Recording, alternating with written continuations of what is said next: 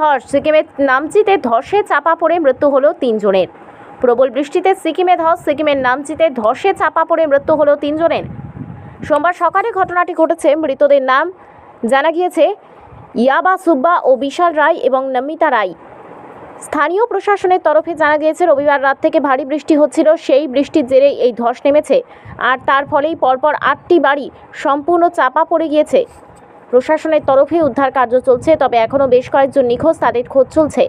বিভিন্ন জায়গায় বন্ধ হয়ে গিয়েছে রাস্তা। ধসের জেরে সম্পূর্ণভাবে ক্ষতিগ্রস্ত হয়েছে ইয়াঙ্গাং ও রাভাংলা সংযোগকারী ব্রিজ, বন্ধ যোগাযোগ। প্রশাসনের তরফে ওই এলাকায় পর্যটকদের যাওয়া নিয়ে নিষেধাজ্ঞা জারি করা হয়েছে।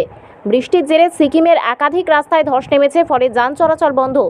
এর জেরে সমতল থেকে কেউ যেতে পারছেন না সিকিমের দিকে, আবার সিকিম থেকেই সমতলের দিকে কেউ আসতে পারছেন না, ফলে সিকিমে বেড়াতে যাওয়া বহু পর্যটক আটকে পড়েছেন।